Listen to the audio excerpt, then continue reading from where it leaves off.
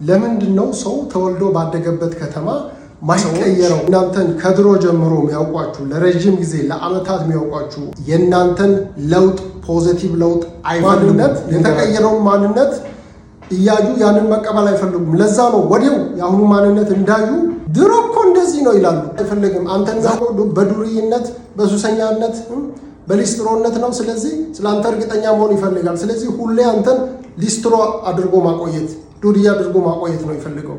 ይሲ ሰው ለውጥ ሲፈልግ አካባቢ መቀየር አለበት። ብዙ ጊዜ ካያችሁ ተወልዳችሁ ያደጋችሁበት ሰፈር ብዙ ጥረት ታደርጋላችሁ፣ ግን አትቀየሩ። ምንም ለውጥ የለም። ግን እናንተ እያያችሁ ከገጠር ኦር ከሆነ ሰፈር ምናምን ይመጡና ሱቅ ከፍተው ሊሆን ይችላል። የሆነ ቢዝነስ ትንሽ ቢዝነስ ይጀምሩና 2-3 ዓመት ውስጥ በጣም ተቀይሮ ታያላችሁ። አሁን እኔ የምኖርበት አካባቢ በጣም የሚገርማችሁ የአካባቢው ተወላጅ ሆኖ እዛው ተወልዶ እዛው አድጎ የተቀየረ ሰው አላየውም። ካሉም በጣም ጥቂት ናቸው። አብዛኛው ከሌላ አካባቢ በተለይ ከገጠር ምናምን የመጡ ልጆች ናቸው። 2-3 ዓመት ውስጥ በቃ ትንሽ እዛ አካባቢ እናንተ የምትንቁትን ስራ ብቻ ሌላ ይሰሩና በጣም ተቀይሮ ታያላችሁ። ይህ ለምን እንደሚሆን ዛሬ ነግራችኋለሁ። የስ እዩ አካባቢያችሁ ቢዝነስ ብቻ ሳይሆን ኦፊሶች ላይም እዩ። እውነቴን ነው የምላችሁ። የከተማ ኦፊሶች ላይ ትልልቅ ኦፊሶች ላይ ስልጣን ላይ ፖዚሽን ላይ የሚቀመጡ የአካባቢው እዛ አካባቢ ተወልዶ ያደጉ ልጆች አይደለም። ብዙ ጊዜ ከገጠር ኦር ከሆነ አካባቢ የመጡ ልጆች ናቸው። ለምንድን ነው የሚሆነው? ለምንድን ነው ሰው ተወልዶ ባደገበት ከተማ ማይቀየረው? ምክንያት አለው። ብዙ ጊዜ አይታችሁ እንደሆነ አብሮ አደጎቻችሁ እናንተን ለረጅም ጊዜ የሚያውቋችሁ ሰዎች ጓደኞች ሊሆን ይችላሉ፣ ፋሚሊ እህት ወንድም ሊሆን ይችላል፣ ብቻ የሰፈር ሰው ሊሆን ይችላል፣ የስራ ባልደረባ ሊሆን ይችላል። እነዚህ ሰዎች ብዙ ጊዜ የእናንተን ለውጥ አይፈልጉም። እነዚህ ሰዎች እናንተን ከድሮ ጀምሮ የሚያውቋችሁ ለረጅም ጊዜ ለአመታት የሚያውቋችሁ አብሮ አደጎች ፋሚሊ ሊሆን ይችላል፣ ፍሬንድ፣ ብራዘር፣ ሲስተር፣ የስራ ባልደረቦች ብቻ ከእናንተ ጋር ለረጅም ጊዜ ለአመታት አንድ አካባቢ፣ አንድ ሰፈር፣ አንድ መስሪያ ቤት ብቻ አንድ ትምህርት ቤት ያሉ ሰዎች የእናንተን ለውጥ ፖዚቲቭ ለውጥ አይፈልጉም። ልንገራችሁ፣ ደግሞዋለሁ፣ የእናንተን ለውጥ አይፈልጉም። ለምን? የሰው ልጅ የሚኖረው በንጽጽር ነው። የሰው ልጅ 95% በኢጎ ግዛት ስር ነው ያለው። ኢጎን ነው የሚኖረው። ስፒሪቹዋሊ ኢንላይትንድ ወይም መንፈሱ ያልነቃ ሰው ካልሆነ በስተቀር 95% ከዛም በላይ ሊሆን ይችላል ምንኖረው በኢጎ ግዛት ስር ነው፣ በኢጎችን ነው።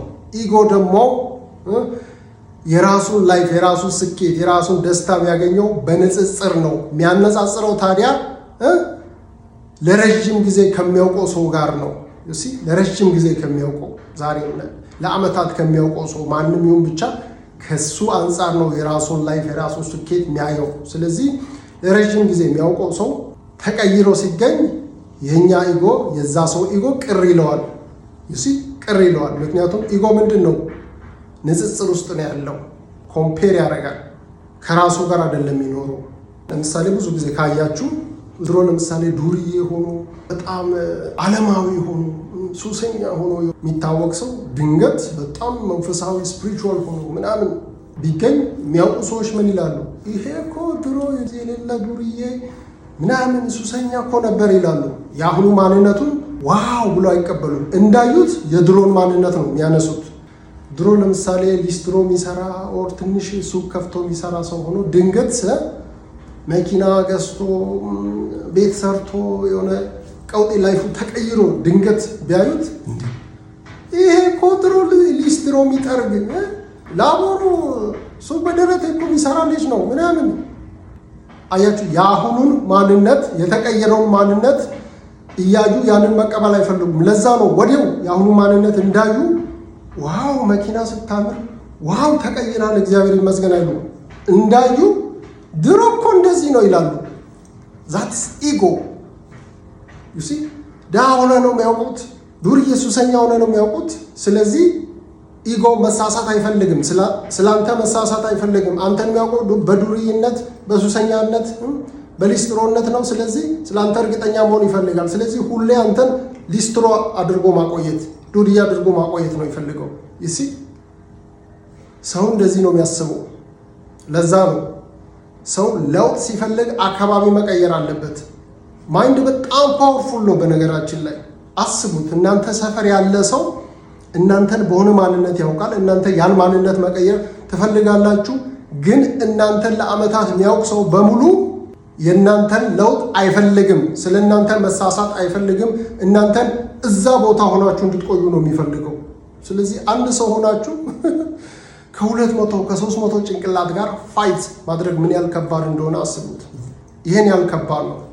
ምክንያቱም ሙሉ ሰፈር እየተቃወማችሁ ነው። የእናንተን ለውጥ አይፈልግም። this is ego. enlightened, spiritually enlightened መንፈሱ ያልነቃ ሰው ካልሆነ በስተቀር 95% ዓለም ላይ ያለ ሰው በኢጎ ነው የሚመራው። በኢጎ ግዛት ውስጥ ነው ያለው። ስለዚህ በነገራችን ላይ የሰውን ባህሪ የሰውን ምንነት ማወቅ ከፈለጋችሁ ስለ ኢጎ ጥናት አድርጉ። ኢጎ ምንድን ነው?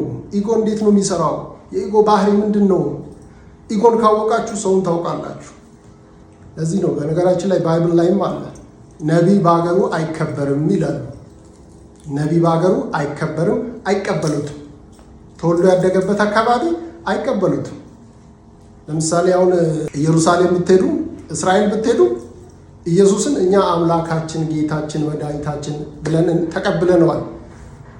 እስራኤል ብትሄዱ ትደነግጣላችሁ። ኢየሩሳሌም ሄዳችሁ ብትጠይቁ ቪዲዮ አለ። አያምኑትም፣ ኢየሱስን አይቀበሉትም። ኢየሱስ ጌታ አይደለም፣ ተሸውዳችኋል። ሰው እኮ ነው። ሰው ተሸውዶ እሱን አምላክ አድርጎ ያያለ። ኢየሱስ ጌታ አይደለም፣ አንቀበለውም ይላሉ የአካባቢው ሰዎች። ነቢይ በሀገሩ አይከበርም። እስራኤል አትሂዱ፣ ኢየሩሳሌም እዛ እስራኤል መሄድ አያስፈልግም። እኛ አካባቢ ልንገራችሁ፣ ወላይታ ሶዶ እስራኤል ዳንሳ፣ ነቢይ እስራኤል ዳንሳ አሁን አዲስ አበባ ላይ እየቀወጠው ነው። እዚህ ሶዶ ማንም ሊቀበለው ፈቃደኛ አይደለም። የአካባቢው ሰው ተቃውሞ ጀርባውን ሰጥቶ ነው ወጥቶ ሄደው። the same is true with እዩ ጩፋ። እዩ ጩፋ እዚህ አካባቢ ነው፣ ማንም ሊቀበለው እዚህ ፈቃደኛ አይደለም። ቢኮዝ እዚህ ነው ተወልዶ ያደገው። አዋሳ ላይ ሄዶ አሁን እየቀወጠ ነው አዲስ አበባ ሙሉ ኢትዮጵያ። you see ነቢይ በሀገሩ አይከበርም። ዲስ ወርክ ይሄ በሁሉም ፊልድ ላይ ይሰራል።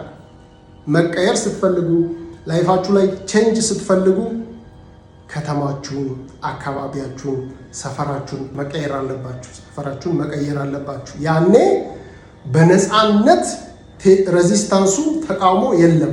ዩሲ እዛ አካባቢ ያለ ሰው እናንተን አያውቅም። ስለዚህ ፍሪሊ ራሳችሁን እንድትሆኑ ይፈቅድላችኋል። ኢጎ እናንተን ስለማያውቅ ከማያውቅ ሰው ጋር ራሱን ኮምፔር አያደርግም። እናንተ ከመንገደኛ ጋር ራሳችሁን ኮምፔር አታደርጉም።